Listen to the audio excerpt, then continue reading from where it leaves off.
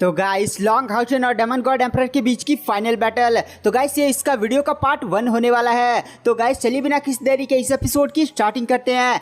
तो guys episode की starting में हमें स्टार डेमन गॉड को दिखाया जाता है जो डेमन गॉड एम्परर के सामने होता है और कहता है महामारी में मैं लॉन्ग हाउचन किस प्रकार से जिंदा हुआ है इसके बारे में पूरा आइडिया लगा कर रहूंगा। मैं यहाँ पर महान भविष्यवाणी तकनीक का यूज करने वाला हूँ। इस तकनीक से मैं मर भी सकता हूँ। तो वहाँ पर जो डेमन गॉड एम्परर होता है वह कहता है चलो तुम अपनी प्रक्रिया को चालू करो। और गाइस आपने पिछले एपिसोड में देखा था demon god emperor Fang Shui कितना ज्यादा गुस्सा होता है। उसने मून डेमन गॉड को भी जो बीच में बोलने की कोशिश कर रहा था उसे तोड़ ताड़ कर रख दिया था। तो वहाँ पर स्टार डेमन गॉड कहता है ठीक है महामारी में, और इसी के साथ स्टार डेमन गॉड है महान भविष्यवाणी तकनीक का यूज करता है। स्टार डेमन गॉड की सारी जीवन शक्ति इससे महान भविष्यवाणी तकनीक की तरफ जाने लगती है। आसपास काफी ज्यादा भयानक आबोहवा फैलने लगती है।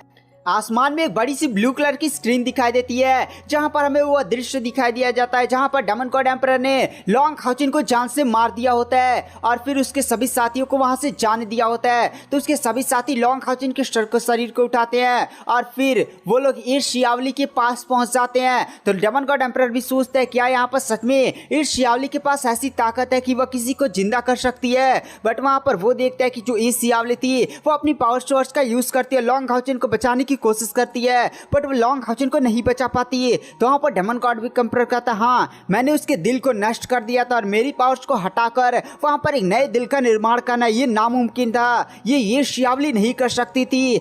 हाँ वो गॉड ऑफ नेचर की सोल थी बट उसके लिए भी ऐसा पॉसिबल नहीं था। उसके बाद हमें वो दृश्य दिखता है जहाँ पर जो सैर होती है वो लॉन्ग हाउचन को बॉडी को उठाकर सीधे पहुंच जाती है टावर ऑफ इटर्निटी में। यहाँ पर जो डेमन गॉड एम्परर होता है वो भी इस टावर ऑफ इटर्निटी को देखकर काफी ज्यादा हिल जाता है क्योंकि डेमन गॉड एम्परर यहाँ पर अनडेड की पावर्स को देख सकता था। यहाँ पर हमें वो दृश्य दिखाया जाता है जहाँ पर सायर और लॉन्ग हाउचन के सारे team members tower of eternity के सीढ़ियों को चढ़ते हैं, मतलब फ्लोर्स को चढ़ते जाते हैं और फिर जो होती है वह टावर ऑफ इटर्निटी के फाइनल फ्लोर पर पहुंचती है। तभी चित्र धुंधला धुंधला होने लगता है। यहाँ पर जो स्टार डेमन गॉड होता है उसकी लाइफ काफी ज्यादा तेजी के साथ खत्म हो रही होती है। जैसे वह देखता है कि चित्र धुंधला हो रहा है स्टार डेमन गॉड अपनी पूरी बची हुई सारी लाइफ को सीधे ही उस दृश्य को देखने के लिए लगा देता है और इसी के साथ स्टार डेमन गॉड एकदम सुकड़ने लगता है, एकदम हड्डी दिखाई देने लगती है। पर वहां पर वो जो दृश्य होता है वो फिर से साफ हो जाता है जहां पर हमें गॉड ऑफ इलेक्ट्रोलस को दिखाया जाता है जहां पर वो सैर का टेस्ट लेता है और फिर गॉड इलेक्ट्रोलस अपनी पावर्स का यूज करते हुए हार्ट ऑफ इटर्निटी का निर्माण करता है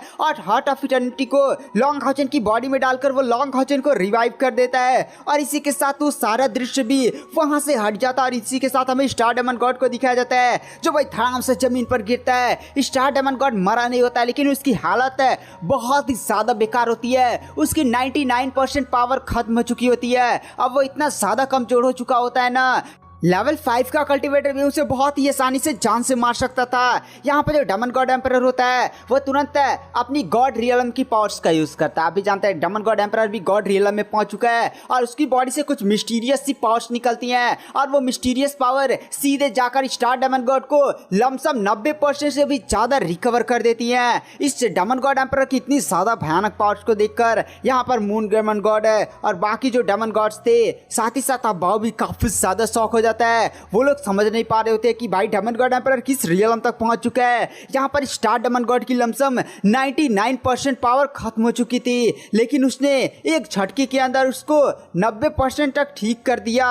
यहाँ पर जो डेमन गॉड एम्परर होता है वो अब थोड़ा सा शांत होता है और जाकर आराम से कुर्सी पर बैठता है। यहाँ पर जो स्टार डेमन गॉड होता है वो जैसे ही मतलब ठीक होता है वो फिर से जाकर हमारे डेमन गॉड एम्परर के सामने झुक जाता है और कहता महामहिम हमें माफ कर दीजिए, ये सब मेरी लापरवाही की वजह से हुआ था। लेकिन स्टार डेमन गॉड भी जानता था ये किसकी लापरवाही की वजह से हुआ था। ये demon god emperor Fang Shui के खुद लापरवाही की वजह से हुआ था क्योंकि उन लोगों ने बोला था कि लॉन्ग हाउचन के टीम मेंबर्स को वहीं पर खत्म कर देते हैं बट डेमन गॉड एम्परर ने लॉन्ग हाउचन की टीम मेंबर्स को उसकी बॉडी को वहां से ले जाने के लिए दिया था। अगर डेमन गॉड एम्परर वहीं पर लॉन्ग हाउचन के सभी टीम मेंबर्स को भी खत्म कर देता तो ये सारा मामला भी नहीं हुआ होता। लेकिन अगर वह डेमन गॉड एम्परर के सामने अगर कुलछा उल्टा सीधे बोलेंगे तोड़ ताड़ कर डेमन गॉड एम्परर वहीं पर रख देगा। वहां पर जो डेमन गॉड एम्परर होता है वह कहता है स्टार डेमन गॉड तुम्हें माफी मांगने की कोई जरूरत नहीं है, कहीं ना कहीं गलती मेरी लापरवाही की वजह से हुई है बट तुम लोग भी जानते हो ऑस्टिन ग्रीफ हमारे ट्राइब के लिए कितना ज्यादा बड़ा खतरा है। ऑस्टिन ग्रीफ क्या चीज है मैं इस बात से गुस्सा नहीं हूँ कि ऑस्टिन ग्रीफ जिंदा है। और यहाँ पर डेमन गॉड एम्परर पहली बार अपनी सच्चाई को रिवील करता है और वो बताता है कि वह गॉड रियल में पहुंच चुका है, बट अभी भी वह पूरी तरह से गॉड नहीं बना है। इसलिए उसने ड्रीम शाइन पर अटैक किया था चुपके से। यहाँ पर ना इंसानों को कोई भनक थी, ना ही डेमंस को कोई भनक थी। और ड्रीम शाइन में जाकर उसने इस यावली को पाने की कोशिश की और उसने पूरा ड्रीम शाइन को नष्ट कर दिया। और वहाँ पर जो ड्रैगन उनका गार्ड था उसे भी डिस्ट्रॉय कर दिया।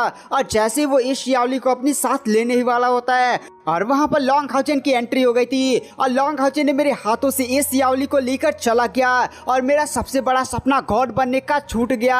और इसीलिए मैं थोड़ा सा ज़्यादा मेरा दिमाग खराब हो गया था। वहाँ पर जो जैसे डीमंस होती है बात सुनते कि भाई डेमन गॉड एम्परर की स्पिरिचुअल पावर गॉड रियल में एंटर कर चुकी है, भाई वो लोग काफी ज्यादा शौक हो जाते हैं और कहते हैं यहाँ पर जो डेमन गॉड एम्परर है वो इतिहास का सबसे ज्यादा स्ट्रॉन्गेस्ट डेमन गॉड एम्परर है। यहाँ पर जो डेमन गॉड होता है वो बोलता है कि हमें लॉन्ग हाउचन को इस बार किसी भी हालत में जान से मारना होगा। इस बार ये रीजन नहीं है कि लॉन्ग हाउचन के पास ऑस्टिन ग्रीफ है या नहीं, ये रीजन है कि लॉन्ग हाउचन है सच में काफी ज्यादा स्ट्रॉन्ग हो गया है। मैं जितना अंदाजा लगा सकता हूँ वो इंसानियत का सबसे ज्यादा स्ट्रॉन्गेस्ट कल्टिवेटर बन चुका है। साथ ही साथ है उसके बाद shield divine throne of eternity and creation भी आ चुका है। और अभी उसकी उम्र ही कितनी है, अगर उसे ऐसे बढ़ने दिया गया तो यह हमारे डेमन जाति के लिए काफी ज्यादा बड़ी मुसीबत बन जाएगा। इसलिए मैं अनाउंस करता हूं कि इंसानों के खिलाफ फिर से डेमन होली वॉर को स्टार्ट किया जाए। तो इस वॉर से रिलेटेड किसी का कोई सुझाव है क्या? तभी वहां पर जो अफवाह होता है वो सीधे डेमन गॉड एम्परर के सामने झुक जाता है और कहता है फादर मेरा एक सुझाव है। तो डेमन गॉड एम्परर बोलता है कि बोलो। तो अफवाह बताता है फादर हम डेमन से जो इंसानों पर अटैक करते हैं वो 6 मंदिरों पर अटैक कर देते हैं, जिसकी वजह से ना हमारी आर्मी बिखरी पड़ी होती है और हम इंसानों को उतना ज़्यादा नुकसान नहीं पहुंचा पाते। और वैसे भी हमारा जो मेन एम है वो इंसानों को पूरी तरह से खत्म कर देना नहीं है, इंसानों को काफी बड़ा नुकसान पहुंचाना और इंसानों में पावरफुल कल्टिवेटर्स को मार देना और लॉन्ग हाउचन को स्पेशली खत्म करना है। हम इस बार स्पेशली 1 से 2 टेम्पल्स पर अपनी पूरी आर्मी लगाकर हमला कर देंगे और पूरे उस टेम्पल को ही डिस्ट्रॉय कर देंगे, जिसकी वजह से इंसानों के लिए सबसे बड़ा खतरा होगा। यहाँ पर जो डेमन गॉड एम्परर होता है वो भी अफवाह के प्लान से काफी ज्यादा खुश हो जाता है और कहता है ठीक है अफवाह तुम आर्मीज को रेडी करो और मैं तुम्हें आर्मी का कमांडर बनाता हूँ, जाओ और अपने प्लान के हिसाब से काम करो। वहाँ पर अबाव भी काफी ज्यादा खुश हो जाता है। फिर यहाँ पर जो डेमन गॉड एम्परर होता है वह कहता है यहाँ पर डीमन सिटी में कुछ चींटियां हमेशा ही मुझ पर नजर रखती थी और यहाँ पर चुपचाप जासूसी करने की कोशिश करती थी। उन्हें लगता था कि मुझे उनके बारे में आइडिया नहीं है, मैं उन्हें कब से इग्नोर मारता जा रहा हूँ, बट अब पानी सर से ऊपर जा चुका है। और इसी के साथ guys demon god emperor, moon demon god, star demon god ये लोग एक दिशा में चले जाते हैं। और फिर गाइस हमें नाइट टेंपल का सीन दिखाया जाता है। नाइट टेंपल में एक गठबंधन हुआ था जहां पर एकदम बड़ी सी आर्मी बनाई गई थी। यही गठबंधन की मीटिंग चली होती है जहां पर लॉन्ग हाउचन प्रेसिडेंट की चेयर पर बैठा होता है और जो बाकी 6 टेंपल्स के लीडर्स है और बाकी गठबंधन के जैसे लॉन्ग हाउचन के टीम मेंबर्स भी थे वो लोग भी आराम से बैठे हुए थे। जहां पर लॉन्ग हाउचन बोलता है कि हमें अपनी गठबंधन की सारी आर्मीज को इकट्ठा करना होगा क्योंकि डेमन गॉड एम्परर इस बार अपनी पूरी ताकत से इंसानियत पर हमला करेगा, तो हमें इसके लिए तैयार रहना पड़ेगा।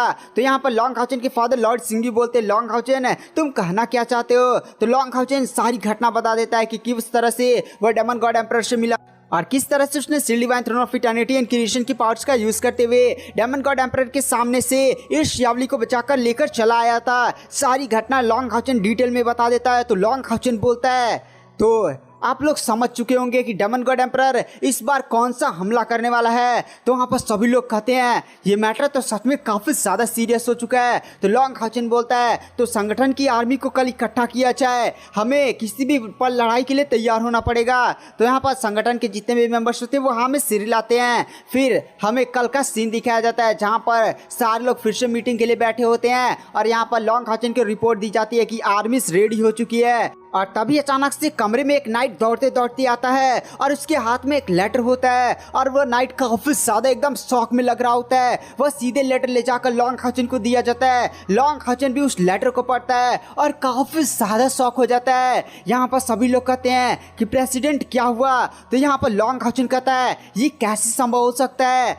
Devil god hunter demon squad है, साथ ही साथ proud 9 heaven hunter demon squad है, ये पूरी तरह से खत्म कर दिया गया है। गाइस जैसे ही ये बात है पूरे मेंबर्स सुनते वो काफी ज्यादा हिल जाते हैं, यहाँ तक कि मास्टर यांग हाइवान, लॉन्ग हाउचेन के फादर, लॉन्ग हाउचेन के दादा, ये सभी लोग काफी ज्यादा हिल जाते हैं। क्योंकि गाइस लॉन्ग हाउचेन तो proud 9 heaven hunter demon hunter squad से नहीं मिला था, लेकिन वह डेविल गॉड हंटर स्क्वाड के लोगों को जानता था। गाइस ये चैंग जिडियान है और उनका ग्रुप था यार, आपको ये बंदे लोग का ग्रुप याद ही होगा जिन लोगों ने लॉन्ग हाउचेन की काफी ज्यादा मदद की है। तो गाइस यही यहाँ पर न्यूज मिली थी कि ये पूरा डीमन हंटर स्क्वाड को खत्म कर दिया गया है, एक भी मेंबर जिंदा नहीं है, यहाँ तक कि एल्डर चैंग जिडियान को भी जान से मार दिया गया है। जैसे ये बात है पूरे मतलब मीटिंग रूम में घुसती है, एकदम सन्नाटा फैल जाता है, किसी को विश्वास ही नहीं हो रहा था। लॉन्ग हाउचेन भी काफी ज्यादा हिल जाता है।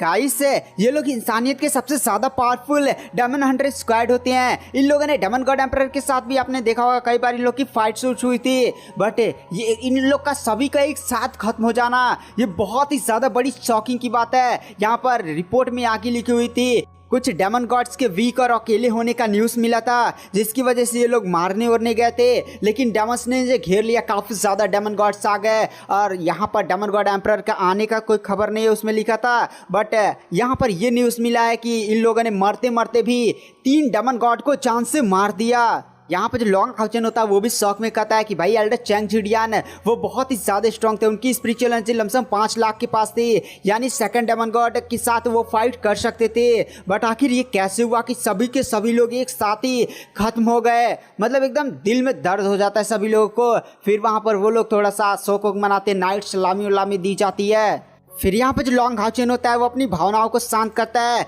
और बोलता है कि यहाँ पर अभी शोक मनाने का समय नहीं है, हमें लड़ाई करनी होगी और इस बार हम डेमन्स को एकदम मुंह तोड़ जवाब देंगे। और इसी के साथ लॉन्ग हाउचेन तुरंत एक ऑर्डर पास करता है कि डेमन सिटी में जितने भी डेमन हंटर स्क्वाड हैं सभी को वापस बुला लिया जाए, क्योंकि ये बहुत ही ज़्यादा बड़ा खतरा हो जा रहा है, उनकी जान की भी जा सकती हैं। तो वहाँ पर तुरंत ये ऑर्डर पास कर दिया जाता है। तभी वहाँ पर जो मास्टर यांग हाइवान होते हैं वो खड़े होते हैं और फिर लॉन्ग हाउचेन की तरफ देख कर कहते हैं, प्रेसिडेंट लॉन्ग हाउचेन मैं यहाँ पर अब नाइट होली माउंटेन को एक्टिवेट करने की अपना प्रस्ताव रखता हूँ। तो लॉन्ग हाउचेन भी कहता है नाइट होली माउंटेन, ये तो वही माउंटेन है ना जहाँ पर नाइट टेंपल के जो बंदे होते हैं वो जाकर अपने लिए बिस्ट को चूज करते हैं। आपको याद होगा लॉन्ग हाउचेन ने वहीं से ही अपनी यूनिक कानों को प्राप्त किया था। तो आखिर उस जगह पर कौन सी सीक्रेट चीज दबी हुई है? तो वहाँ पर जो मास्टर यांग हाइवान होते हैं वो 6 टेम्पल्स के लीडर की तरफ देखते हैं और कहते हैं आप लोग मेरे प्लान से सहमत हैं या नहीं? तो वहाँ पर जो 6 टेम्पल्स के लीडर होते हैं वो भी खड़े हो जाते हैं और कहते हैं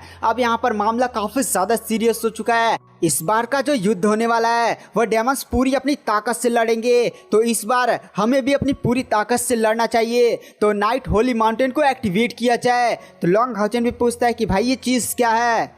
तो गाइस कुछ समय पहले ही मैंने एक न्यू सीरीज को स्टार्ट किया है जिसकी एपिसोड 1 से 10 को तो मैंने उसको अपने चैनल पर अपलोड कर दिया। तो अगर आप उस सीरीज को चेकआउट करना चाहते हैं तो मैंने लिंक आपको डिस्क्रिप्शन बॉक्स में दे दिया है, आप वहां से प्लीज उस सीरीज को चेकआउट कर लीजिएगा। तो चलिए आज की वीडियो की एक्सप्लेनेशन को यहीं पर एंड कर देते हैं। वीडियो पसंद आई तो चैनल को लाइक सब्सक्राइब जरूर करें। तो गाइस आज मैं एक्सप्लेन करूंगा लॉन्ग हाउचेन और डेमन गॉड एम्परर के बीच की फाइनल बैटल, जहां पर लॉन्ग हाउचेन ने डेमन गॉड एम्परर को हराएगा। तो गाइस चलिए बिना किसी देरी के इस एपिसोड की स्टार्टिंग करते हैं। तो जैसे कि हमने देखा था कि लॉन्ग हाउचेन फेडरेशन की मीटिंग करवा रहा होता है, जहां पर उसे न्यूज़ मिली थी कि जो एल्डर चैंग जिडियान है उनका पूरा डेमन हंटर स्क्वाड ही खत्म कर दिया गया है, उनमें से कोई भी जिंदा नहीं बच पाया। साथ ही साथ एक और उसी रैंक का डेमन हंटर स्क्वाड था जिससे लॉन्ग हाउचेन कभी मिला तो नहीं था, बट वो भी खत्म कर दिया है। तो लॉन्ग हाउचेन ने वहां पर ऑर्डर दिया था कि जितने भी इस समय डीमन सिटी में हमारे डीमन हंटर स्क्वाड है उन सभी को वापस बुला लिया जाए। और इसी के साथ यहाँ पर मीटिंग काफी ज्यादा सीरियस मोड़ लेती है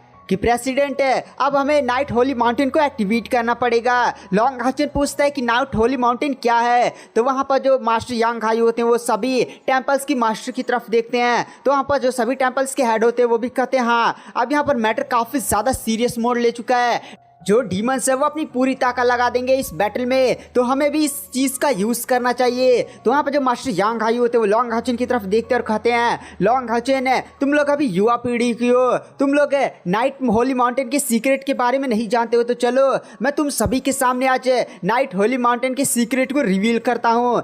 दरअसल ये बात है आज से 6000 साल पहले की, जब डेमंस इस दुनिया में पहली बार दिखाई दिए थे और इंसानियत और डेमंस के बीच में काफी ज्यादा आइकॉनिक लेवल की बैटल हुई थी, जहां पर जब डेमंस इंसानों पर भारी पड़ने वाले थे तो वहां पर जो shield divine throne of eternity and creation है उसकी सोल दिखाई देती और वो भी प्रकट हुआ था और उसने 34 डेमन गॉड को खत्म कर दिया था, साथ ही साथ उस समय के डेमन गॉड एम्परर को भी घायल कर दिया था। और उसी के बाद इंसानियत डेमन पर बढ़त पा पाई और डेमंस को पीछे हटना पड़ा और फिर यहाँ पर मीटिंग बैठाई गई कि भाई यहाँ पर डेमंस पीछे तो हट गए हैं और यहाँ पर जो shield divine throne of eternity and creation है वो तो डीप स्लीप में जा चुका है, मतलब उसका कोई अभी तक ओनर नहीं है। तो ये भी हो सकता है कि डेमंस फिर से रिकवर होने के बाद तो उस केस में डेमंस फिर से इंसानियत पर हमला कर सकते हैं और उस टाइम में ज़्यादा पावरफुल कल्टिवेटर्स नहीं थे, क्योंकि नहीं गॉड इलेक्ट्रोलस वाला सीन हुआ था जहाँ पर उसने 90% जनसंख्या वैसे खत्म कर दी थी। जो पावरफुल बचे हुए थे स्ट्रांग तो थे बट युवा पीढ़ी में कोई इतना ज़्यादा स्ट्रांग नहीं था और युवा पीढ़ी को फिर से कल्टिवेट करने में, पावर बढ़ाने में टाइम लगता है और हो सकता है कि डीमंस का फिर से हमला कर दिया जाए। और जो बचे हुए पावरफुल कल्टिवेटर्स थे अब उनकी उम्र भी धीरे धीरे ढलती जा रही थी, उन लोग के पास अब ज़्यादा लाइफ नहीं बची थी। तो उस टाइम के 6 टेम्पल्स की जो गठबंधन था जिसे मैं फेडरेशन बोल रहा हूँ, उन लोगों ने ये डिसाइड किया भाई करे क्या अगर ये पावरफुल कल्टिवेटर्स मतलब खत्म हो जाते हैं, फिर से डेमंस का हमला हो जाए तो ये मैटर काफ़ी ज़्यादा सीरियस हो जाएगा।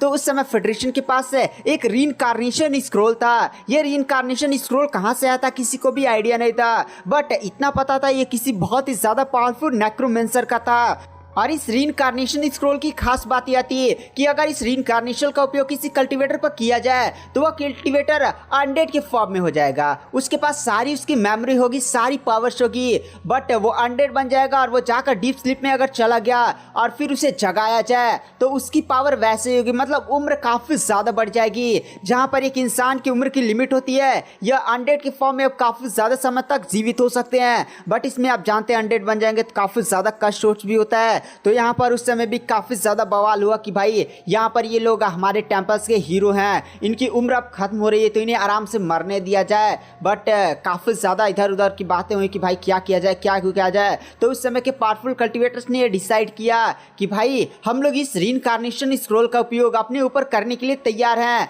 ताकि अगर डीमंस फिर से इंसानियत को खत्म करने के लिए अपना दांव पेच लगा दें तो उस समय आप लोग हमें जगाएंगे, जिससे हम फिर से जगेंगे और डीमंस के खिलाफ होने वाली युद्ध में आप लोगों की सहायता करेंगे। और सारी मीटिंग के बाद उन लोगों ने अपने आप को रीइंकार्नेशन स्क्रोल का यूज़ किया और नाइट होली माउंटेन के एक सीक्रेट एरिया में वो लोग डीप स्लीप में चले गए और एक नियमित समय अंतराल वो लोग जगते थे और खबर लेते थे कि भाई डीमंस का कहीं हमला नहीं होने वाला है और उन्हें हम इटर्नल हीरो बोलते हैं। तो मेरा प्रस्ताव है कि हमें उन्हें जगाना चाहिए। तो यहाँ पर लॉन्ग हाउचन भी कहता है ये बात है। तभी यहाँ पर जो लॉन्ग हाउचन के दादाजी लॉन्ग तियानियन होते हैं वह कहते हैं मैं इस प्रस्ताव से सहमत नहीं हूँ।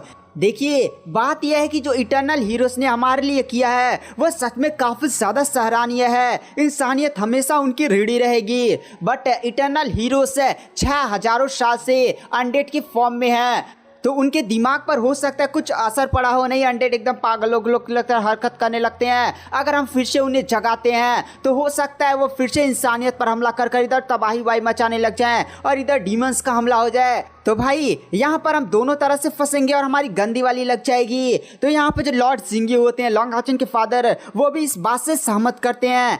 और गाइस इन लोग के बीच में ऐसे ही बहस होना शुरू हो जाती है। तो वहाँ पर जो ली सेंगसी होते हैं वो खड़े होते हैं और कहते हैं देखिए मैं अभी आप लोग की बात से सहमत हूँ, बट थोड़ा सा शांत हो जाइए। यहाँ पर रीइंकार्नेशन स्क्रोल की हमारे ग्रंथों में लिखा गया था, रीइंकार्नेशन स्क्रोल की एक सीमा थी कि जो अनडेड बनेंगे उनकी उम्र लमसम 1000 साल होगी, लेकिन 6000 साल हो चुके हैं। तो यहाँ पर हो सकता है उनके दिमाग पर कुछ असर पड़ा हो, बट उन लोगों ने हमारे लिए जो किया उन्हें भी नहीं भूलना चाहिए। और जैसे वो लोग जब पिछली बार जागे थे आज से 50 साल पहले, तो उन लोगों ने हमसे कहा था, उन लोग का हमारे पास संदेश आया था कि उन लोगों का उम्र केवल 60 से 70 साल बचा हुआ है। 60 से 70 साल बाद उनकी अनडेड वाली भी उम्र खत्म हो जाएगी और वो लोग इस दुनिया से हमेशा के लिए खत्म हो सकते हैं। तो अगर आप लोग हमारा यूज़ करना चाहते हैं या डीमंस के खिलाफ कोई बैटल होने वाली है तो आप हमें बता सकते हैं, हम उसमें अपना पूरा योगदान देंगे। तो ये संदेश से हम एकदम कन्फर्म हो चुके हैं कि भाई वो लोग बढ़िया हालत में हैं और वो लोग इंसानियत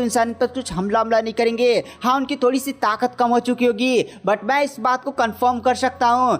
कि वो लोग अच्छे स्टेट में होंगे और लॉर्ड सिंगयू और लॉन्ग तियानियन आप कैसी बातें कर रहे हैं। और फिर गाइस इन लोग के बीच में ऐसे ही बहस शुरू हो जाती है। फिर वहाँ पर जो लॉन्ग हाउचेन होता है वो खड़ा होता और कहता है 1 मिनट सभी लोग शांत हो जाइए, क्या आप लोग को पता है उस रीइंकार्नेशन स्क्रोल का निर्माता कौन था। तो वहाँ पर लॉन्ग हाउचेन के प्रश्न को सुनकर सभी लोग काफी ज्यादा शॉक हो जाते हैं। तो मास्टर यांग हाई बोलते हैं लॉन्ग हाउचेन रीइंकार्नेशन स्क्रॉल के बारे में उतनी जानकारी तो नहीं है, बट जो हमारे प्राचीन ग्रंथ है उसमें लिखा हुआ है कि यह बहुत ही ज्यादा किसी पावरफुल नेक्रोमेंसर का था जिसने मानवता के पीक काल को, जहाँ पर इंसान सबसे ज्यादा स्ट्रॉन्गेस्ट थे, उसको पूरी तरह से खत्म कर दिया था। और ये हो सकता है कि उसी बंदे का कोई ट्रीजरी का सामान हो। लॉन्ग हाउचेन बोलता है मास्टर यांग हाई आपकी बातें सत्य हैं, तो चलिए मैं उसका पूरा नाम बताता हूँ। उसका नाम था नेक्रोमेंसर कैलामिटी एलेक्स और ये वही नेक्रोमेंसर था जिसने इंसानियत की पीक काल को, जो एंशिएंट टाइम है, जिसने आज से 6500 साल पहले मानवता के अधिकतर स्ट्रॉन्गेस्ट कल्टीवेटर को खत्म कर दिया था।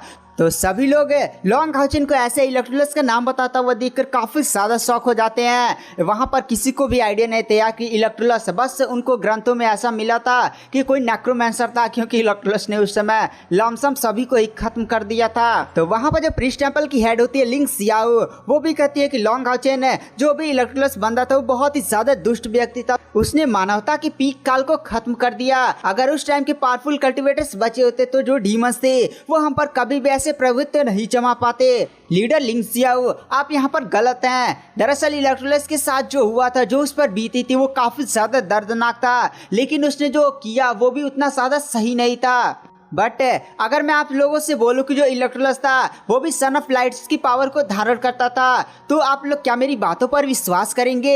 ये बात सुनकर सभी लोग काफी ज्यादा शॉक हो जाते हैं और कहते हैं नहीं नहीं भाई, ऐसा हो ही नहीं सकता। जिसके पास सन ऑफ लाइट्स की पावर होती है वो दुनिया में काफी ज्यादा अच्छाई सच्चाई वाला माहौल लाता है, वो ऐसे दुनिया को लमसम तबाह करके रख नहीं सकता। वहाँ पर लॉन्ग हाउचेन के दादाजी बोलते लॉन्ग हाउचेन क्या पागलों वाली बातें कर रहे हो, चुपचाप आराम से बैठ जाओ, तुम ये क्या बकबक रहे हो। थोड़ा सा लॉन्ग हाउचेन पर ज्यादा बोल देते हैं। तो वहाँ पर जो लॉन्ग हाउचेन होता है वह कहता है अरे दादाजी चुपचाप शांत होइए, अपनी जगह पर बैठिए, मैं यहाँ पर फेडरेशन का हेड हूँ और मैं यहाँ पर जो बातें बोल रहा हूँ पहले मेरी बातों को कंप्लीट हो जान दीजिए। अगर आप यहाँ पर ज्यादा चूचपड़ करते हैं तो मैं आपको इस मीटिंग से बाहर फेंक दूंगा। ये बात सुनकर लॉन्ग हाउचेन के दादाजी को भी काफी ज्यादा गुस्सा आ जाता है और कहते हैं लॉन्ग हाउचेन तुम मुझसे कैसी बातें कर रहे हो, मैं तुम्हारे दादाजी हूँ, यहाँ पर तुम मुझसे ऐसे बातें नहीं कर सकती। और थोड़ा सा गुस्सा उस्सा भी होने लगते हैं। तो वहाँ पर लॉन्ग हाउचेन बोलता है दादाजी ये मत भूलिए कि मैं इस समय फेडरेशन का हेड हूँ और पहले मेरी बातों को कंप्लीट हो जाने दीजिए। अगर आपको मेरी बातों से प्रॉब्लम है तो मैं आपको यहाँ से चुपचाप बाहर फेंक देता हूँ। ये बात सुनने के बाद अब लॉन्ग हाउचेन के दादाजी को भी काफी ज्यादा गुस्सा आ जाता है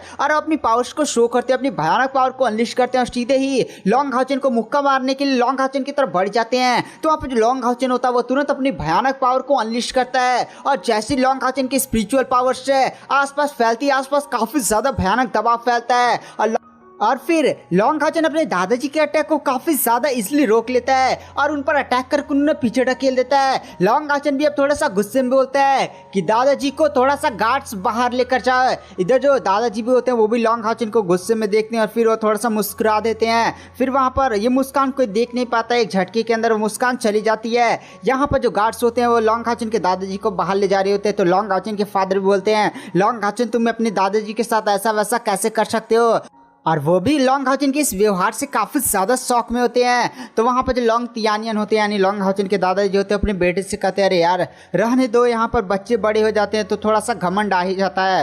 पूरी ऑडियंस भी लॉन्ग हाउचेन की पावर्स देखकर काफी ज्यादा शौक में थी, क्योंकि यहाँ पर लॉन्ग हाउचेन को जो दबाव फैला था वो नेक्स्ट लेवल का था। यहाँ पर जैसे ली सेंगसी और बाकी पावरफुल कल्टीवेटर्स ने ये आइडिया लगा लिया था कि लॉन्ग हाउचेन की स्पिरिचुअल एनर्जी 7 लाख तक पहुंच चुकी है। यह देखकर पूरी ऑडियंस हिल जाती है, क्योंकि इंसानियत में ऐसा कोई भी पावरफुल कल्टीवेटर्स नहीं था जो 7 लाख स्पिरिचुअल एनर्जी गेन कर पाया हो। साथ ही साथ वो लोग ये भी समझ गए थे कि लॉन्ग हाउचेन और उसके दादाजी यहाँ पर नाखड़ा कर रहे थे। लॉन्ग हाउचेन यहाँ पर केवल अपनी पावर शो कराना चाहता था। तो यहाँ पर गाइस सच बात थी है, लॉन्ग हाउचेन और उसके दादाजी ने पहले मिलकर ये प्लानिंग कर ली थी कि भाई कि तुम अभी नए नए फेडरेशन के हेड बने हो तो कई लोगों को तुम्हारे पावर्स के ऊपर शंका हो सकती है। हाँ वो तुम्हारे सामने बोल नहीं रहे हैं क्योंकि मैं तुम्हारा दादाजी हूँ, लॉर्ड सिंह तुम्हारे फादर हैं, बट तुम्हें भी अपनी पावर्स दिखानी होगी, दबदबा बनाना होगा कि भाई देखो आओ कोई बोल कर दिखाए। और इसीलिए गाइस लॉन्ग हाउचेन के दादाजी ने ये सारी प्लानिंग लॉन्ग हाउचेन के साथ मिलकर कर दी कि भाई लॉन्ग हाउचेन तुम्हें अपना दबदबा बनाना होगा। इसलिए लॉन्ग हाउचन के दादाजी पहले प्लानिंग कर लेती। लॉन्ग हाउचन के दादाजी भी कमरे से बाहर निकलते और हंसते हुए वहां से चले जाते हैं। और इस प्लान के बारे में लॉन्ग हाउचन के फादर लॉर्ड सिंग्यू भी नहीं शांत थे, इसलिए वो थोड़ा सा लॉन्ग हाउचन के व्यवहार से चौंक भी गए थे। और कुछ टाइम बाद उन्हें समझ में आता है कि भाई लॉन्ग हाउचन क्या प्लानिंग कर रहा, और कहते भाई मैं ही चोमू था। उसके बाद गाइस वहाँ पर जो लॉन्ग हाउचन होता है वह कहता है मैं यहाँ पर इलेक्ट्रोलस की कहानी बताने वाला हूँ, तो यहाँ पर मुझे कोई भी डिस्टर्ब ना करे। साथ ही साथ इलेक्ट्रोलस ने मुझे किस तरह से जिंदा किया, किस तरह से मुझे डेमन गॉड ने मारा, तो यहाँ पर कोई मुझे डिस्टर्ब नहीं करेगा जब तक मैं पूरी कहानी बता नहीं लेता हूँ। इसी के साथ लॉन्ग हाउचन सारी कहानियाँ बताता है कि किस तरह से डेमन गॉड एम्परर ने उसे घेर लिया था, किस तरह से मार दिया था, फिर किस तरह से सारे उसको टावर ऑफ इटर्निटी में लेकर पहुंची थी और उसको इलेक्ट्रोलस ने रिवाइव किया था। सारा चीज़ें लॉन्ग हाउचन काफ़ी ज़्यादा डिटेल में बताता है। तो लॉन्ग हाउचन की बातें सुनने के बाद और लॉन्ग हाउचन ने कितने सारे कष्ट से हैं ये सुनने के बाद वो लोग भी काफ़ी ज़्यादा शौक हो जाते हैं। लॉन्ग हाउचन की बातें सुनने के बाद सभी लोग काफ़ी ज़्यादा भावुक हो जाते हैं। वहाँ पर जो लीडर ली सेंगसी होते हैं वो भी खड़े होते हैं और कहते हैं लॉन्ग हाउचन सच में तुमने काफ़ी ज़्यादा कष्ट को सहा है, इसलिए तुम्हारी ये जो भी जर्नी थी उसके बारे में हम लोग पिक्चर बनाएंगे और पिक्चर बनाने की जिम्मेदारी हमारा मेज टेम्पल लेता है। हमारा मेज टेम्पल काफ़ी ज़्यादा बढ़िया से चित्रित करेगा और एक बार तुम्हारी जब कहानी सारे लोगों के सामने आएगी तो लोगों के अंदर भी मोटिवेशन आएगा, युद्ध के अंदर मोटिवेशन रहेगा, तभी ना लड़ाई धड़ाई होगा। तो वहाँ पर सभी लोग भी इस बात से सहमत होते हैं। तो लॉन्ग हाउचन भी मान जाता है कि भाई बना लीजिए पिक्चर। वहाँ पे जो लॉन्ग हाउचन होता है वो कहता है यहाँ पे जो इटर्नल हीरोज है उनकी सच्चाई हमेशा दुनिया से छिपाई जा रही है, तो आप उनके बारे में भी उस पिक्चर में बताइएगा कि भाई इटर्नल हीरोज ने हमारे लिए क्या क्या किया है। भाई अब उनकी लाइफ केवल 10-15 साल में ख़त्म हो जाएगी, तो उनके बारे में दुनिया को आइडिया भी लगना चाहिए कि उन लोगों ने कितना बड़ा सैक्रिफाइस किया है। हमें उनके बारे में अब छिपाना नहीं चाहिए, हमें बताना चाहिए। और रही बात है वो लोग युद्ध में पार्टिसिपेट करेंगे या नहीं, उसके लिए पहले मैं और शायर नाइट होली माउंटेन में जाएंगे और उनसे मिलेंगे और उनकी कंडीशन को चेक करेंगे और फिर ये डिसाइड करेंगे कि भाई उन लोग को युद्ध में पार्टिसिपेट करने देना या नहीं। अगर उनके साथ कुछ गड़बड़ होगी तो हम नहीं पार्टिसिपेट करने देंगे। तो वहाँ पर सारे लोग भी इस बात से मानना चाहते हैं। फिर गाइस जो लॉन्ग हाउचन का पिक्चर था वो बनता है पूरे हर एक कंट्री, हर जहाँ पर इंसानों का इलाका था वहाँ पर एक मैजिकल स्क्रीन प्रकट हो जाती है। वहाँ पर पिक्चर दिखाई जाती है। शाम को सभी जितने भी लोग होते हैं भाई बढ़िया सा पिक्चर देखते हैं। लड़कियाँ रोने लगती हैं जब शायर की कहानी देखते हैं। नहीं शायर वाला जब वो शायर का खून निकल रहा था, शायर टावर ऑफ इटर्निटी के 7वें फ्लोर पर चले थी, काफ़ी ज़्यादा दर्दनाक सीन था। लड़कियां देखकर बेहोश होने लगती हैं। लड़कों के अंदर जोश आ जाता है कि भाई डीमंस के खिलाफ लड़ेंगे और काफ़ी ज़्यादा एकदम जोश वाला माहौल बन जाता है और लॉन्ग हाउचन और शायर नेशनल आइडल बन जाते हैं। तो गाइस आज मैं एक्सप्लेन करूंगा लॉन्ग हाउचन और डेमन गॉड एम्परर के बीच की फाइनल बैटल। तो गाइस ये पार्ट 3 होने वाला है। तो अगर आपने हमारे पिछले एपिसोड्स को मिस कर दिया है तो एक बार चैनल में जाकर वहां पर आप चेकआउट कर सकते हैं। तो चलिए बिना किसी देरी के इस एपिसोड की स्टार्टिंग करते हैं। तो गाइस कुछ दिनों से मेरी तबीयत ख़राब थी जिसकी वजह से मैं वीडियो नहीं डाल पा रहा था, बट आपसे अच्छी खासी वीडियो डेली आती रहेंगी। तो चलिए बिना किसी देरी के एपिसोड की स्टार्टिंग करते हैं। तो एपिसोड की स्टार्टिंग में हमें लॉन्ग हाउचन को दिखाया जाता है जो इस समय नाइट होली माउंटेन पर शायर और मास्टर यांग हायू के साथ नाइट होली माउंटेन पर पहुंच चुका होता है। और गाइस यहाँ पर लॉन्ग हाउचन इटर्नल हीरोज को जगाने के लिए है ताकि वो लोग लॉन्ग हाउचन की हेल्प करे। डेमन गॉड एम्परर जो इंसानियत है और डीमंस के बीच में फाइनल बैटल होने वाली है उसमें वो लोग हेल्प कर सके। और गाइस ये वही इटर्नल हीरोज है जो एंशिएंट टाइम यानी 6000 साल से नाइट होली माउंटेन के एक सीक्रेट गुफा के अंदर ये लोग सोए हुए हैं। और इन लोगों ने बोला था कि भाई जब एकदम फाइनल मोमेंट आ जाएगा जहां पर डीमंस पूरी तरह से इंसानियत को खत्म करने के लिए आ जाएंगे तो इस समय जो इंसानियत के पावरफुल कल्टिवेटर्स है वो हमें जगाएंगे। तो गाइस लॉन्ग हाउचन इनकी हेल्प के लिए और इन्हें बुलाने के लिए ही जा रहा होता है। जहां पर लॉन्ग हाउचन शायर मास्टर यांग हावन नाइट होली माउंटेन पर पहुंचते हैं। और गाइस नाइट होली माउंटेन वही एरिया है जहां पर नई नाइट टेंपल के लोग आकर बीच लेते हैं। लॉन्ग हाउचन ने यहीं से हायू को भी प्राप्त किया था, साथ ही साथ उसने अपने यूनिकॉर्न को भी यहीं से प्राप्त किया था। तो यहाँ पर मास्टर यांग हायन जैसे वहां पर एंटर करते हैं वही हमें बूढ़ा एल्डर दिखाया जाता है। वो जो बूढ़ा एल्डर होता है वो मास्टर यांग हायन को ग्रीट करता है। मास्टर यांग हायन तुरंत एक टोकन बाहर निकालकर उस बूढ़े एल्डर को थमा देते हैं। वह जैसे बूढ़ा एल्डर उस टोकन को देखता है बूढ़ा एल्डर भी कहता है ठीक है मास्टर यांग हायन। और इसी के साथ बूढ़ा एल्डर कुछ टोकन पर अजीब से चित्र बनाता है। जो टोकन होता है वो आसमान में घूम घूम कर दिखाई देने लगता है और उससे काफी ज्यादा भयानक प्रेशर फैलने लगता है। तभी वहां पर नाइट होली माउंटेन के 3 और एल्डर्स भी आ जाते हैं और वो लोग भी टोकन को सक्रिय होता हुआ देखते हैं और मास्टर यांग हायन से पूछते हैं कि मास्टर यांग हावियान आप तीनों लोग इटर्नल हीरो से मिलने जाने वाले हैं। तो वहाँ पर जो मास्टर यांग हावियान होते वह कहते नहीं नहीं, केवल सिर्फ लॉन्ग हाउचेन जाएगा। दरअसल अगर हम लोग भी साथ जाएंगे तो ना इटर्नल हीरोज थोड़ा सा परेशान भी हो सकते हैं और उन्हें ज़्यादा भीड़ भड़का पसंद भी नहीं है। उनका नियम है कि उनसे मिलने के लिए कोई नाइट टेम्पल का पावरफुल लीडर या गठबंधन का लीडर या जिसके पास शील्ड डिवाइन थ्रोन है वो जा सकता है। तो यहाँ पर मैं चाहता हूँ कि बस लॉन्ग हाउचेन ही जाए। तो तीनों एल्डर्स भी हमें सिर लाते और कहते हैं लॉन्ग हाउचेन है चलिए, और इसी के साथ जो टोकन होता है वो फिर से लॉन्ग हाउचेन के पास चला जाता है। जो तीनों एल्डर्स होते हैं वो लॉन्ग हाउचेन को एक सीक्रेट एरिया के अंदर ले जाते हैं। ये जो सीक्रेट एरिया था वो एकदम deepest part night Holi mountain का, जहाँ पर कुछ अजीब सी एकदम मिस्टीरियस सी आवाज फैल रही होती है। वो तीनों एल्डर्स से एक जगह पर उतरते हैं और वो लोग कहते हैं लॉन्ग हाउचेन आप आगे जाइए, और वहाँ पर आपको दरवाजा तो दिख रहा है, वहां पर आप टोकन बस केवल कर दीजिएगा, हम लोग को केवल यहीं तक जाने की इजाजत है। तो वहां पर जो लॉन्ग हाउचेन होता है वो कहता है ठीक है एल्डर्स है। फिर जो लॉन्ग हाउचेन होता है वो आगे बढ़ता है और फिर वो जब डीपेस्ट एरिया में पहुंच जाता है तो उसके सामने बड़ा सा दरवाजा होता है जिसके अंदर से काफी ज्यादा मिस्टीरियस सी आवाजें रिलीज हो रही होती हैं। तो लॉन्ग हाउचेन अपने टोकन को हाथ में उठाता है और टोकन के अंदर से 7 कलर की सुनहरी रोशनी फूट पड़ती है और सीधे ही उस दरवाजे के साथ चिपक जाती है और उस दरवाजे से एक अजीब सा स्कैनिंग प्रकाश लॉन्ग हाउचेन पर गिरता है। ये जो प्रकाश है वो मेरी बॉडी के अंदर चेक कर रहा है कि कहीं भाई मेरी बॉडी के अंदर कोई डार्क पावर नहीं है। अगर डार्क पावर होती तो तुरंत ये मिस्टीरियस सब प्रकाश मुझ पर काफी ज्यादा जानलेवा अटैक करता। अगर कोई नॉर्मल लेवल 9 का कल्टीवेटर तो होता तो इस प्रकाश द्वारा मारा जाता। अगर कोई बहुत ही ज्यादा पावरफुल डार्कनेस वाला बंदा होता तो उसे भी अपनी जान बचाकर भागनी पड़ती। फिर वहां पर सारी स्कैनिंग कंप्लीट हो जाती है और वो दरवाजा ओपन हो जाता है। लॉन्ग हाउचेन दरवाजा खुलने के बाद कमरे के अंदर जाता है। कमरे के अंदर अभी भी हल्का हल्का एकदम अंधेरा फैला होता है, सही से दिखाई नहीं दे रहा होता है। लॉन्ग हाउचेन वहां पर घुटने पर आ जाता है और कहता है मेरा नाम लॉन्ग हाउचेन है और इस टाइम में जितने भी टेम्पल्स का गठबंधन है मैं उसका लीडर हूँ। तभी वहां से एक आवाज आती है, क्या मैं जानना चाहता हूँ कि इस बार युवक यहाँ पर क्यों आया है? वैसे मुझे तुम्हारा शिष्टाचार काफी ज्यादा पसंद आया। जिस तरह से नहीं कोई आपके घर मेहमान आता है तो आप उनके पैर छू लें तो वो लोग आपसे काफी ज्यादा खुश हो जाते हैं। तो यही केस लॉन्ग हाउचेन में भी था। तो वहां से फिर से एक मिस्टीरियस सी आवाज आती है, क्या वो बूढ़ा यांग हावियान है वो 30 साल पहले हमसे मिलने के लिए आया था, क्या वो मर चुका है और अब तुम नए नाइट टेम्पल के लीडर बन चुके हो? तो वहाँ पर लॉन्ग हाउचेन कहता अरे अरे अब गलत समझ रहे हैं, मास्टर यांग हावियान मरे नहीं है बल्कि वो जिंदा है, उन्होंने मुझे आपसे मिलने के लिए भेजा है। तो वहाँ पर वो जो बूढ़ा एल्डर होता है वो हमें दिखाई देता है। वो एक मोमबत्ती की रोशनी में बाहर निकलता है और थोड़ा उधर रोशनी होता है, हमें बूढ़े का सीन दिखाया जाता है। बूढ़ा काफ़ी ज़्यादा स्ट्रॉन्ग तो लग रहा होता है बट उसके कहीं ना कहीं ऐसे बॉडी पर ऐसे अजीब से चमड़े निकल चुके होते हैं क्योंकि गाइस कहीं ना कहीं वो एक ज़ॉम्बी है। तो बूढ़ा एल्डर लॉन्ग हाउचेन का पूरा इंट्रोडक्शन मांगता है। तो वहाँ पर लॉन्ग हाउचेन अपने आप को इंट्रोड्यूस कराता है कि मैं shield divine throne of eternity and creation का नया मालिक है लॉन्ग हाउचेन हूँ और इस समय जो 6 टेम्पल है उनका अलायंस बना दिया गया है और उस नए अलायंस का लीडर भी हूँ। लॉन्ग हाउचेन के मुंह से ये बात सुनकर कि Long Haochen shield divine throne of eternity and creation का नया मालिक है, वो बूढ़ा काफी ज्यादा शॉक हो जाता है और शॉक में कहता है क्या तुमने यहाँ पर क्या बोला कि तुम shield divine throne of eternity and creation के नए मालिक हो?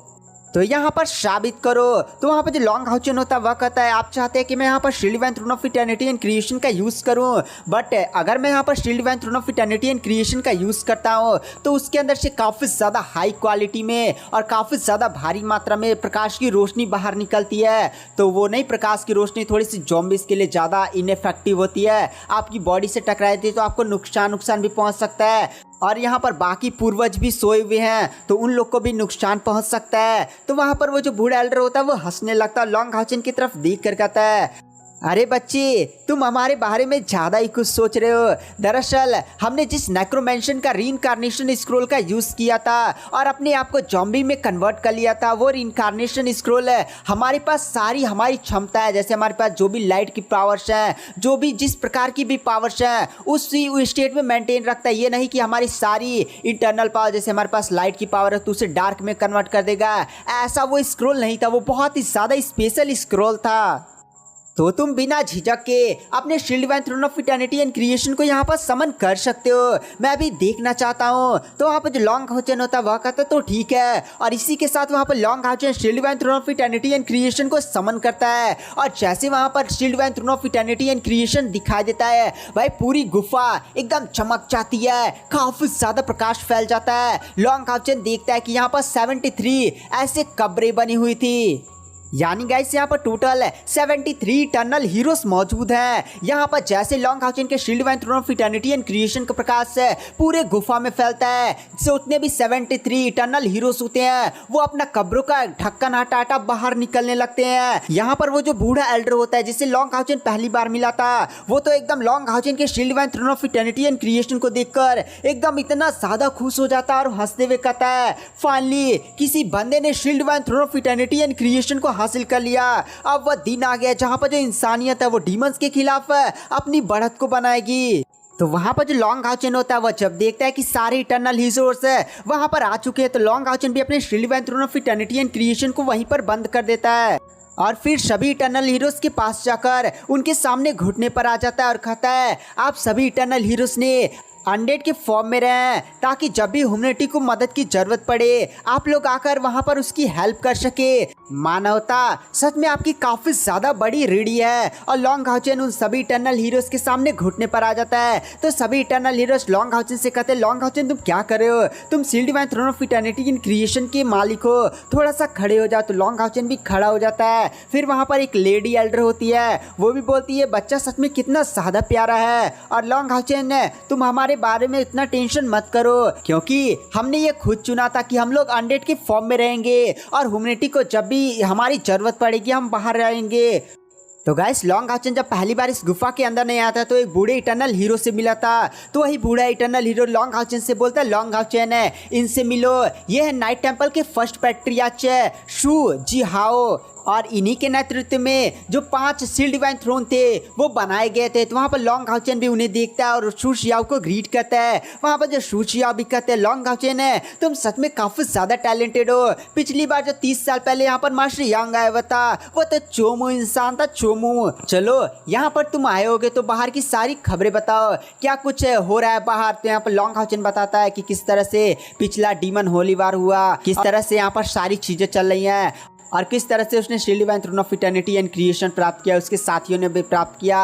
और इस समय नाइट टेंपल के पास है छायो के सायो शील्ड वैन थ्रोन आ चुकी है और नाइट टेंपल इस समय अपनी पावर के पीक पर है। और बाहर क्या सीन चल रहा है और किस तरह से पहला होली वार खत्म हुआ, मतलब लॉन्ग हाउचन काफी ज्यादा सारी चीजें बता देता है उन लोग को। तो ये बात सुनने के बाद जितने भी इटर्नल हीरोज होते हैं वो काफी ज्यादा खुश हो जाते हैं और कहते हैं भाई भगवान भी हमारे साथ है। यहाँ पर भगवान भी चाहते हैं कि जो डीमंस का सफाया है वो अपनी आंखों से हम लोग देखे, काफी ज्यादा खुश हो जाते हैं वो लोग।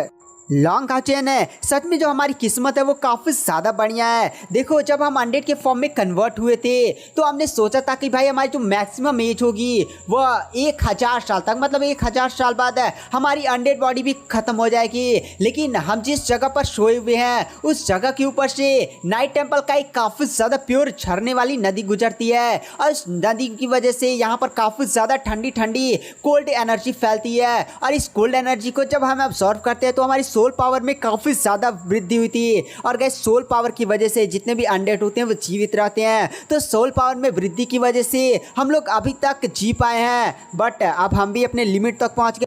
मिनिमम हम लोग 20 साल तक जिएंगे। तभी वहां पर जो लेडी एल्डर होती है वो बोलती है कि लॉन्ग हाउचन है मैं जानती हूँ शक्तियाँ इतनी ज़्यादा आसानी से नहीं मिलती हैं, तुम्हारी एज भी काफ़ी ज़्यादा कम है, 26 साल के तुम मिनिमम लग रहे हो और तुम सच में इतने ज़्यादा टैलेंटेड हो। तो जो तुमने शक्तियाँ प्राप्त की होगी उसके लिए तुमने अपने काफ़ी ज़्यादा जीवन में संघर्ष किया होगा। तो तुम हमें यहाँ पर अपनी कहानी एकदम काफ़ी ज़्यादा डिटेल में सुनाओ। तो वहाँ पर जो लॉन्ग हाउचन होता है वो भी कहता है ठीक है। और फिर वहाँ पर जो लॉन्ग हाउचन होता है वो बचपन से अपनी जवानी तक सारी कहानी सुनाता है कि किस तरह से वो शायर से मिला, किस तरह से गॉड इलेक्ट्रलस से मिला, किस तरह से उसने टावर ऑफ इटर्निटी को प्राप्त किया, किस तरह से डेमन गॉड एम्परर ने उसे जान से मारा और फिर किस तरह से शायर ने रिवाइव किया इलेक्ट्रलस के बारे में। सारी कहानी आई लॉन्ग हाउचन बता देता है। तो लॉन्ग हाउचन की जर्नी को सुनकर वो लोग भी काफ़ी ज़्यादा मोटिवेट हो जाते हैं और सबसे पहले वो लोग इलेक्ट्रलस के बारे में जानकर शौक हो जाते हैं क्योंकि इलेक्ट्रलस ने ही उनके रीइंकार्नेशन स्क्रोल का निर्माण किया था जिसकी वजह से वो लोग आज तक जीवित हैं। और इलेक्ट्रोलस की भी कहानी सुनकर वो लोग काफ़ी ज़्यादा भावुक भी हो जाते हैं, क्योंकि गाइस कहीं ना कहीं उन लोगों ने इलेक्ट्रोलस का चेहरा तो नहीं देखा था, बट उसके बारे में सुना था, क्योंकि गॉड इलेक्ट्रोलस ने 90% इंसानियत को 6500 साल पहले खत्म किया था। तो क्योंकि गाइस इन लोग का जो टाइम काल है वो 6000 साल पहले से स्टार्ट होता है, यानी 500 साल पहले जब इलेक्ट्रोलस ने दुनिया को खत्म किया था। तो नहीं, कहानी ऐसे थोड़ी ना खत्म हो जाएंगी। और इसी के साथ वहाँ पर जो एल्डर सिया होते हैं वो लॉन्ग हाउचेन से बोलते हैं, लॉन्ग हाउचेन चलो यार तुम इतने ज़्यादा टैलेंटेड भी हो, तो चलो मेरे साथ एक बैटल कर लिया जाए, मैं अभी देखना चाहता हूँ तुम्हारी पावर कितनी ज़्यादा बड़ी है। तो वहाँ पर जो लॉन्ग हाउचेन होता है वो भी एकदम तैयार हो जाता है, क्योंकि गाइस ये नाइट टेम्पल के पहले लीडर थे, तो लॉन्ग हाउचेन इन्हें हल्के में नहीं ले सकता था। और इसी के साथ वहां पर जो जी हाउ होते हैं उनकी बॉडी पर एक अजीब सा ऐसे सुनहरा पदार्थ लिपटने लगता है और उनकी बॉडी पर सुनहरा कवच तैयार होने लगता है और उनकी पावर शक्ति में काफी ज्यादा बढ़ जाती है। वो अपने हाथ में अपनी 2 बड़ी बड़ी तलवारों को निकाल लेते हैं और वो लॉन्ग हाउचेन से बोलते हैं, लॉन्ग हाउचेन अपना सर्वश्रेष्ठ करना। वहाँ पर जो लॉन्ग हाउचेन होता है वो भी हमें सिर लाता है, क्योंकि वह नाइट टेम्पल के पहले लीडर को ऐसे हल्के में नहीं ले सकता था। और इसी के साथ लॉन्ग हाउचेन की बॉडी पर भी गोल्डन कलर का एक आर्मर दिखाई देता है। लॉन्ग हाउचेन अपनी शॉर्ट्स को बाहर निकाल लेता है और इसी के साथ गाइस लॉन्ग हाउचेन अपनी स्वॉर्ड के साथ काफी ज्यादा भयानक पावर को अनलिश करते हुए सीधे एल्डर शुसिया पर अटैक करता है और शुसिया भी अपनी स्वॉर्ड से लॉन्ग हाउचेन की स्वॉर्ड टकराते हैं। काफी ज्यादा खतरनाक दोनों के बीच में फाइट्स होती है, धाए धू धाए धाए टकराव होते हैं स्वॉर्ड्स के और फाइनली दोनों के दोनों ही पीछे चले जाते हैं। यहाँ पर जो एल्डर शुसिया होते हैं वह कहते हैं, लॉन्ग हाउचेन मानना पड़ेगा तुम सच में काफी ज्यादा टैलेंटेड हो, बट अभी तो एक छोटा मोटा मुकाबला था, अब चलो मैं अभी तुम्हें अपनी असली पावर दिखाता हूँ। और इसी के साथ एल्डर सीसियाओ अपनी डोमेन की पावर को एक्टिवेट करते हैं, साथ ही साथ वो एक अजीब सी टेक्निक का भी यूज करते हैं जिसका नाम होता है द आई ऑफ ब्रह्मा। जैसे द आई ऑफ ब्रह्मा का वो यूज करते हैं, उनके पीछे एक बड़ी सी सुनहरी कलर की आंख दिखाई देती है और उस सुनहरी कलर की आंख है जैसे लिंगडोंग को घूरती है ना, लिंगडोंग को कुछ अजीब सा महसूस होता है। वहाँ पर जो लॉन्ग हाउचेन होता है वो भी जब देखता है कि यहाँ पर एल्डर सीसियाओ अपनी डोमेन की पावर्स का यूज करना है, तो लॉन्ग हाउचेन भी तुरंत अपनी लाइट गॉड डोमेन की पावर को अनलिश करता है। तुरंत वहाँ पर एक काफी ज्यादा पावरफुल ड्रैगन बनाकर सीधे ही वो एल्डर शिशिया पर अटैक करता है। यहाँ पर जो एल्डर शिशिया होते हैं वो लॉन्ग हाउचेन के इस ड्रैगन वाले अटैक से थोड़ा सा भी नहीं घबराते हैं, बल्कि उनके चेहरे पर एक मुस्कान आ जाती है और इसी के साथ वो एक काफी ज्यादा पावरफुल स्वॉर्ड स्ट्राइक लगाते हैं। यह स्वॉर्ड स्ट्राइक इतनी ज्यादा पावरफुल होती है कि एक झटके में लॉन्ग हाउचेन के उस ड्रैगन वाले अटैक को डिस्ट्रॉय कर देती है। साथ ही साथ लॉन्ग हाउचेन एक बात नोटिस करता है कि उसका डोमेन की पावर्स भी अचानक से दब गई है। लॉन्ग हाउचेन यहाँ पर अपनी डोमेन की पावर्स का यूज नहीं कर पा रहा है।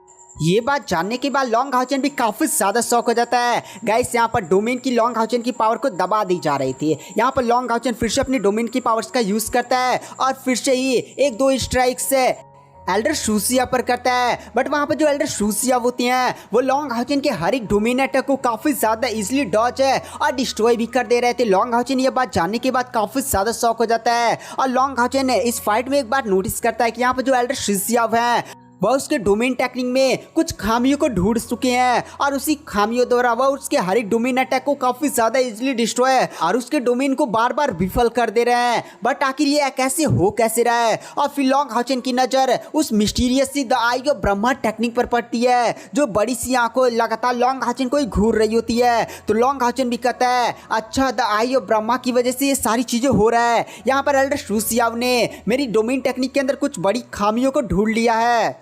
तो गाइस आज की वीडियो की एक्सप्लेनेशन को यहीं पर एंड कर देते हैं। वीडियो पसंद आई हो तो चैनल को लाइक सब्सक्राइब जरूर करें। मैं नेक्स्ट एपिसोड जल्दी अपने चैनल पर अपलोड कर रहा हूँ और थोड़ी सी तबीयत खराब थी, इसकी वजह से वीडियो थोड़ा सा लेट हो रहा था, बट अब से अच्छी खासी वीडियोस आती रहेंगी। Thank you, bye bye.